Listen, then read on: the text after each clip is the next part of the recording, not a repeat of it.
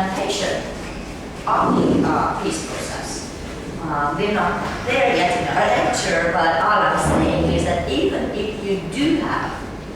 a final peace agreement, once, something that unites people, different people,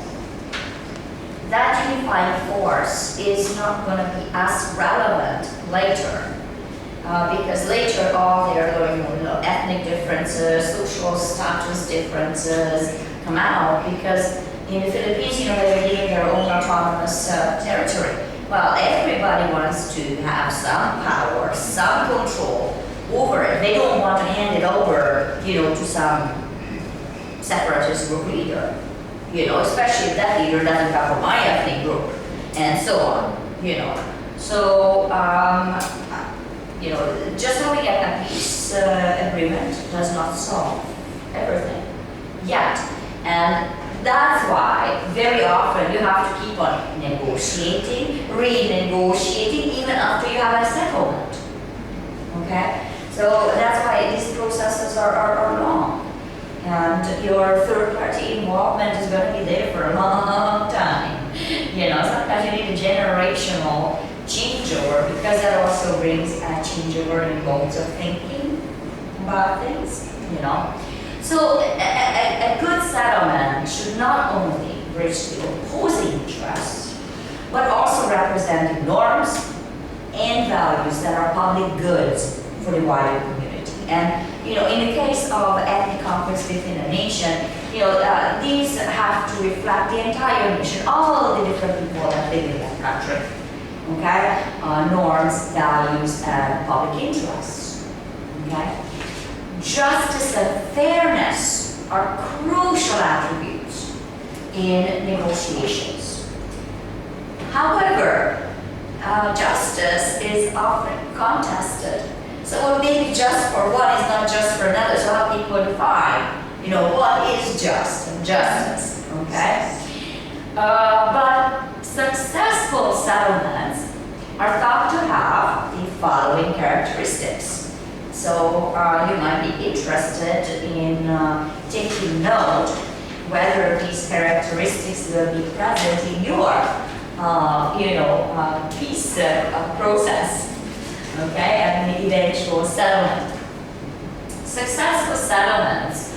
should include the affected parties, all stakeholders, and the parties are more likely to accept the settlement if they have been involved in the processes that reach them.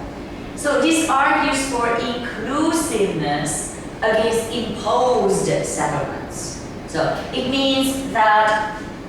you can implement settlements, right, if all the different parties that have a stake in it have been involved in negotiating the settlement in the peace talks,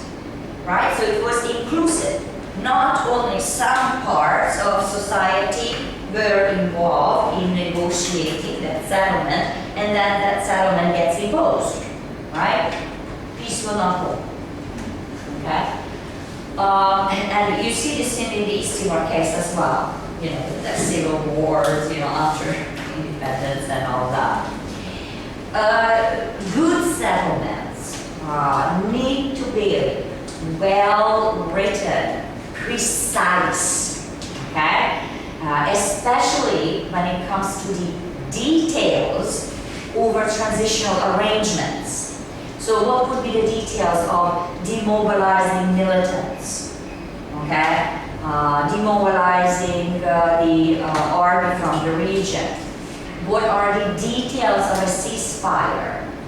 What would be the details of voting rules? Okay, these are just some examples, okay? But good settlements have very precise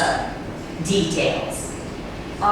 Good settlements should also offer a balance between commitments and flexibility. They should also offer incentives for the conflicting parties to sustain the process of peace and to participate in politics. Okay, because that will power sharing. Good settlements should provide for dispute settlement, mediation, and if necessary, renegotiation in case of a disagreement. Okay? So, your third party needs to be present during this process of transition as well as implementation, because disputes may arise and these need to be negotiated, and even the certain points within the settlement need to be renegotiated given arising circumstances. That is why the Finn NGO had this multinational monitoring team to AjAndrea on the implementation. That's why Malaysia is leading such a monitoring team in the southern Philippines, because it's recognized that it's not enough to have a settlement, right? You need to have a team ready to mediate any disagreements as these things are getting implemented. And if there's a serious issue in the original settlement, to renegotiate it. Good settlements should also deal with the core issues in the conflict and bring about a real transformation. So good settlements should have a plan in them as to how we are going to be transforming the core issues. Like, how are we transforming the asymmetric relations? How are we going to transform the existing structural violence, for example? Okay? And these good settlements will be incorporating norms and principles to which both conflicting parties will agree to. And of course, most often you will find the principles of equity, right? Democracy, and at the same time creating political space for further negotiations and political accommodations. Now, you have to remember, when you have this peace agreement and you're implementing it, right? There were all these vested interests in keeping the conflict going. So how are you going to create roles for them and political space for them? In East Timor, many of the insurgent fighters, that's all they knew all their lives, right? And once peace came, it's only some factions of the former insurgents that were trained to become the modern military of the East Timor Republic, okay? And these factions were loyal to certain elites who, of course, got political power, once independence. But the other fighters, who came from other factions, they were given nothing. No compensation, no veterans pension, no nothing. And all they knew ever is to how to fight. So, what are you going to do? No space given to them, no livelihood space, no voice in the matter, right? Because all these agreements were reached between the elite leaders of the former insurgents and the UN. These other stakeholders were left out, and in the new system, no space is given to them. So, of course, there will be instances of violence, either as a protest movement, or they will attach themselves as fighters in the political game between the political elite, like hired, fighters. Or they will form their own criminal gangs that extort the population, and so on. So criminality. So, good agreements anticipate these kinds of issues. And already in the agreement, they have some preliminary plans, and they are willing to keep on negotiating and helping with these plans in transforming society that provides space, that political space, to all your stakeholders. Not just some, not just the ones sitting in a nice air-conditioned luxury hotel, doing the negotiations. Okay? It's very important, for really good settlements. And as I said, it's key to have that multinational monitoring team when the points of the settlement are getting implemented. Because, as I said, conflicts can arise, and they need to, renegotiate some of those points. And so, okay, so I'm just that was a long, connected ideas, but I think these are important issues to think of. โอเค ทีนี้ก็มาถึงเรื่องข้อสรุปเนาะ ข้อสรุปว่าแล้วในการสร้างข้อตกลงร่วมกันการมีข้อตกลงที่ดีเนี่ยมันควรจะเป็นยังไง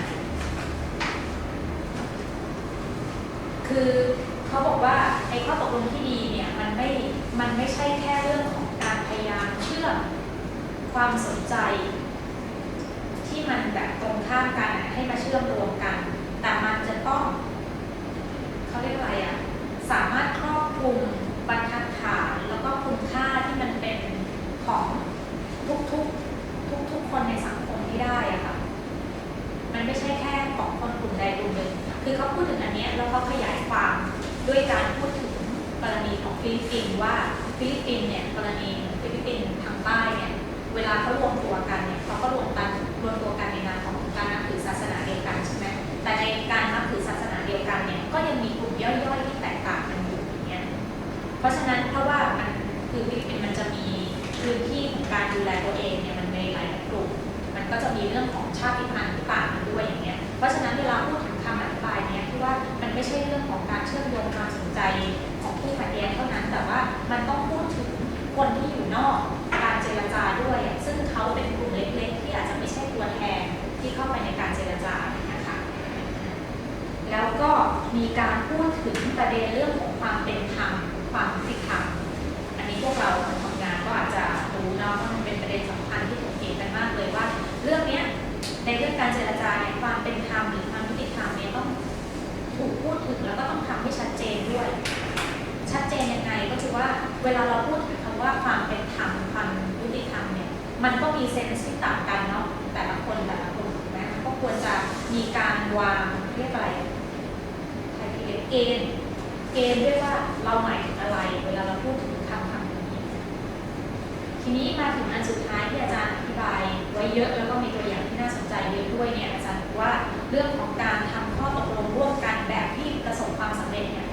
คือข้อตกลงที่ประสบความสำเร็จเนี่ยมันมักจะมีคุณลักษณะอย่างไรอาจารย์เขาก็บอกนะว่ามันมีคุณลักษณะแรกก็คือการแบบเหมือนรวมเอาทุกผู้มีส่วนได้ส่วนเสียทุกกลุ่มเข้ามาก็คือว่าผู้มีส่วนได้ส่วนเสียทุกกลุ่มเป็นยังไงบ้างก็คือผู้ได้รับผลกระทบทุกอย่างควรจะเข้ามาตรงนี้แล้วก็อันที่สองเนี่ยก็คือว่าเวลาข้อตกลงเนี่ยมันควรจะมีความชัดเจนมีรายละเอียดชัดเจนด้วยว่าหมายถึงอะไรเวลามันมีการเปลี่ยนผ่านมีการเปลี่ยนตัวเปลี่ยนผ่านอะไรเงี้ยหลังจากข้อตกลงได้นำไปใช้แล้วนะเช่นอะไรบ้างเวลาเราพูดถึงทหารที่ปลดประจำการเนี่ยเราจะอธิบายหรือว่าให้รายละเอียดตกลงในรายละเอียดกันว่าอย่างไรบ้างหรือข้อตกลงเรื่องการหยุดยิงมันมีรายละเอียดว่ายังไงก็ต้องให้ชัดเจนแจ่มแจ้งหรือว่าข้อตกลงเรื่องของกฎเกณฑ์ในการลงคะแนนเสียงอย่างเงี้ยถ้ามีการเลือกตั้งหรืออะไรเงี้ยคือมันมีกฎเกณฑ์ว่ายังไงก็ต้องแบบทำให้ชัดเจนนี่คือคุณลักษณะของข้อตกลงที่ประสบความสำเร็จนะอันอื่นก็มีบอกว่าเช่นมันต้องมีสมดุลของข้อตกลงที่เรียกอะไรการทำข้อตกลงที่ชัดกับความยืดหยุ่นอันนี้เข้าใจนะคือหมายถึงว่าเอาก็จริงเนี่ยทุกสิ่งมันควรมีการยืดหยุ่นแต่ไม่ใช่พูดอย่างคลุมเครือว่ายืดหยุ่นก็ได้แต่อะไรที่ชัดเจนก็ทำให้ชัดเจนแล้วก็ทำให้มันสมดุลกันแล้วก็อีกอันนึงก็คือว่ามันจะต้องมีการสร้างแรงจูงใจให้ผู้ขัดแย้งด้วยว่าผู้ขัดแย้งเนี่ยเขาคือสร้างแรงจูงใจให้เขาเนี่ยยังอยากรักษากระบวนการให้มันยั่งยืนต่อไปอ่ะไม่ ใช่แบบว่าไม่มีอะไรรับประกันเขาก็อาจจะอยากจะทำลายหรือล้มกระบวนการก็ได้อย่างเงี้ยอย่างเช่นสิ่งจูงใจเช่นอะไรบ้างก็คือการทำให้เขามีส่วนร่วมในพื้นที่ทางการเมืองอย่างเช่นการพูดถึง power sharing อย่างเงี้ยค่ะอันต่อมาก็คือก็ต้องมีเขาเรียกอะไรมีพื้นที่ของการทำข้อตกลงเวลามีข้อถกเถียงกันหรือว่ามีการ mediation คือการพูดคุยแบบมีคนกลางเนี่ยคือถือว่ายังมีพื้นที่ให้มีสิ่งเหล่านี้เกิดขึ้นได้อยู่แล้วก็อันสุดท้ายเนี่ยเขาบอกว่าข้อตกลงที่ประสบความสำเร็จเนี่ยมันควรจะเป็นข้อตกลงที่มีการยุ่งหรือว่าไปจัดการกับประเด็นสำคัญนะคะแล้วประเด็นสำคัญนั้นเนี่ยมันจะต้องนำมาสู่การเปลี่ยนผ่านแบบจริงๆคือแล้วเมื่อวานเราก็พูดกันเยอะเนาะเรื่องของความรุนแรงเชิงโครงสร้างความขัดแย้งแบบไม่สมมาตรความขัดแย้งไม่สมมาตรก็คือเช่นแบบว่าผู้ขัดแย้งใหญ่กับผู้ขัดแย้งแบบว่าด้อยกว่าอย่างนี้ใช่ไหมคือหมายถึงว่าเวลาเราพูดเรื่องประเด็นสำคัญในการเจรจาเนี่ยมันต้องทำให้เห็นด้วยว่าเราพูดถึงการนำไปใช้จริงอะว่าแบบเราจะเปลี่ยนผ่านโครงสร้างบางอย่างที่มันกดทับประชาชนอยู่เนี่ยคือมันต้องให้เห็นสิ่งเหล่านั้นด้วยค่ะแล้วก็ในขณะเดียวกันสุดท้ายเนี่ยเขาบอกว่าสำคัญมากก็คือว่าคือการสร้างพื้นที่ทางการเมืองให้ยังคงมี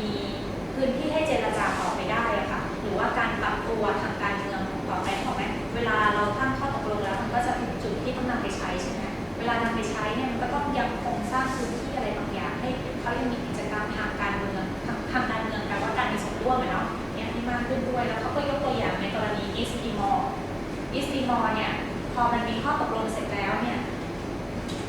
สิ่งที่เกิดขึ้นก็คือว่ามันกลายเป็นว่ามีกลุ่มหนึ่งในกลุ่มขบวนการเนี่ยที่ต่อต้านรัฐเนี่ยกลายเป็นว่าเข้าไปสู่พื้นที่ทางการเมืองกลายเป็นแบบเหมือนชนชั้นนำไป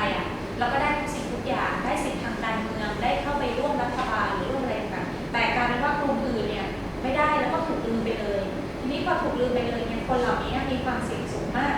ที่ว่าเขาจะต้องยังเหมือนกับว่าคงจะรวมกลุ่มที่จะต่อสู้ต่อหรืออาจจะเป็นแก๊งอาชญากรที่แบบมาแบบว่าทำให้เกิดความไม่สงบในชีวิตประจำวันได้อยู่เนี่ยคือสิ่งต่างๆเหล่านี้เลยเป็นตัวอย่างว่าในการสร้างพื้นที่ทางการเมืองทำได้ยังไงแล้วก็ตอบโจทย์ในแง่ที่ว่าที่เราบอกว่าเราจะเปลี่ยนผ่านเนี่ยไปสู่รูปธรรมขึ้นอะไรเงี้ยมันก็ต้องคำนึงถึงสิ่งเหล่านี้ด้วยไม่ใช่ว่าสุดท้ายแล้วเนี่ยมีแต่คนที่คุยกันอยู่บนโต๊ะเจรจาในห้องแอร์เท่านั้นที่ได้ประโยชน์บางอย่างแต่ว่าคนอื่นคือสเต็กโฮลเดอร์คนอื่นๆไม่ได้รับอะไรเลยนะคะสุดท้ายแล้วก็เลยบอกว่าถ้าอย่างนั้นเนี่ยมันควรมี monitoring team คือกลุ่มติดตามตรวจสอบหลังการทำข้อตกลงด้วยแล้วก็ควรจะเป็น monitoring team ที่มันแบบผสมผสานระหว่างหลายๆชาตินะคะมีความเป็นสหะในหลายเรื่องเช่นแบบชาติพันธุ์อะไรอย่างเงี้ยนะคะเพื่อให้เห็นว่าไอ้ข้อตกลงนี้มันถูกนำไปปฏิบัติแล้วนะปฏิบัติดีปฏิบัติไม่ดีอะไรอย่างเงี้ย Thank you. Lots of material. You're ready for your break. Please do take 5 to 10 minutes. And when we come back, we will start talking about the issues of peace building and what happens after, the reconciliation processes and justice issues. Agreement is not enough. ไปทำเนาะแล้วก็เดี๋ยวกลับมาเรื่องฟิลลิ่งแล้วแล้วก็เรื่องอะไรการปรองดองมันมีคำอื่นนะเข้ามาแล้วค่ะมันทำให้เสียโดยนักการเมืองปรองดองเข้ามาแล้วค่ะเรื่องนี้ว่ามันที่ของไอ้คำอื่น Please everybody take a break. That was a lot of material. Very important material. ระเบิด ที่ไหนอ่ะ There is a bomb in Indiana ระเบิดที่ไหนกัน and so the ดีไม่ได้เหรอ แต่ว่าเราก็ไม่ได้บอกว่าเขาทางทางไม่ควรจะโดนในห้องไหนจะโดนจะบอกว่าไม่ได้โดนเลยเนี่ยไม่ใช่เรื่องเลยอ่ะ in Facebook they put still cut and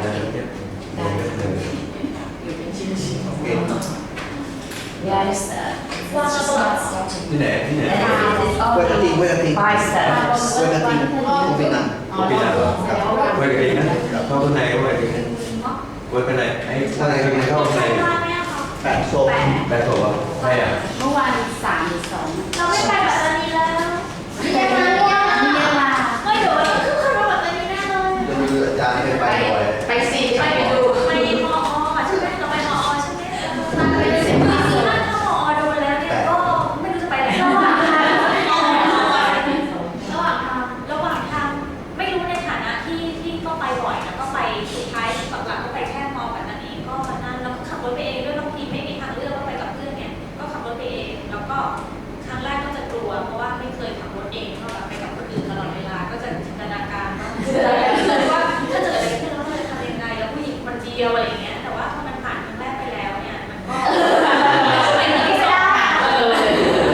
ถ้าผ่านครั้งแรกได้ก็คือต้องเผชิญกับความกลัวอยู่ที่นี่ก็ใช่จะปลอดภัยนะมีการเล่นโอยหลายท่านบอกว่าโดนกันทั่วแล้วแต่ว่าเขาปิดข่าวมีคนขับรถการที่ช่อง9เขาบอกว่าถ้าเกิดมันไม่ได้ไม่งั้นเดี๋ยวถ้าคุยได้ที่นี่อาจารย์เป็นไปรอบอกว่ามันจะมีเหมือนตอนที่เรียนโอ้สับสาย แต่คือเราได้เนี่ยมันเป็นตัวว่าใครเปิดตัวเนี่ยมันก็แบบเรื่องอารมณ์เนาะแล้วก็มันก็เป็นเรื่องสาระมากเลยอยู่ไปเจอเขาตรงนี้อะไรที่ไหนเป็นนักพิจารณาที่คนอ่านแต่ว่าสาระไม่เคยเล่นดีของเราต้องไปดีใส่ได้เสร็จแล้วอะไรอย่างว่าที่นี่หวังอยากให้เราเรียกว่าเขาบอกว่าเกี่ยวกับศาสนาด้วยแล้วไม่ค่อยมีระบบการเมืองในประเทศรัสเซียที่คนต่อต้านอะไรหรือว่าแบบ อย่า ว่าง ที่บอกว่าคุณว่าอาจจะไม่ใช่เป็นหลายทีหลายที่ยังไม่มาเรียนเสียงด้วย ฉันได้ขอเข้าไปด้วยอะไรไม่ได้ฉัน ผ่านเองรู้สึกว่ามีอะไรคุยกับมันใช่ไหม ก็เหมือนบอกว่าเราเรียนมาเรียนอย่างเดียวไม่เคย เปิดอ่านแล้วเจอคำที่แบบพออธิบายก็บอกว่าความไม่ต้องการทำให้ชนชั้นว่าลุกขึ้นมาต่อสู้กับชนชั้นปกครองโดยที่เราปกครองเนี่ยไม่ได้ใช้หลักศาสนาในการดำเนินการปกครองเขาบอกว่าถ้าหลักศาสนา ว่าคนนั้นบอกว่าจริงๆแล้ว แต่ว่าคนเนี่ย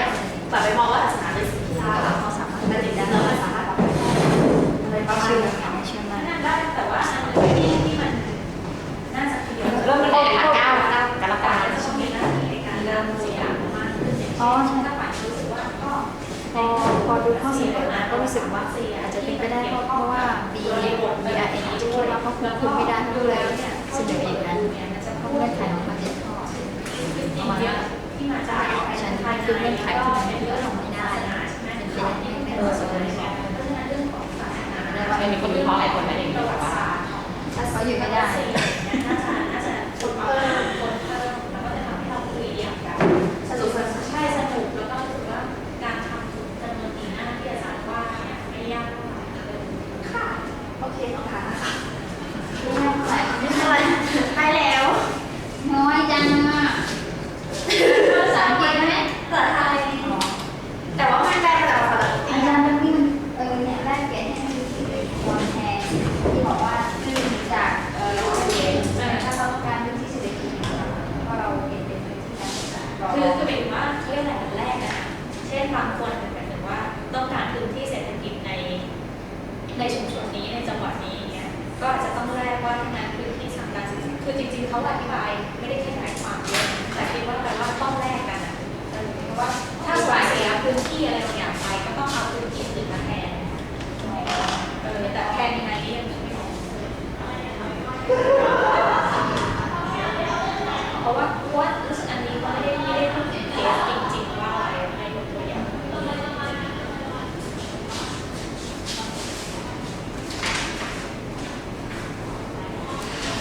ใช้พลังงานเยอะจะต้องแบบมีสมาธิอ่ะหยุดไม่ได้หยุดบ่อยแล้ว แต่อาจารย์แปลครอบคลุมนะมีตัวอย่างแต่ว่าไม่อยู่เลย เขาไม่รู้ไงเราอาจจะหลุดพร้อมกัน ไม่รู้ไม่ได้รู้ทั้งหมด ไม่ได้หลุดพร้อมกับพี่แน่นอน มันไม่รู้ทั้งหมดหรอกเพราะเวลาเขายกตัวอย่าง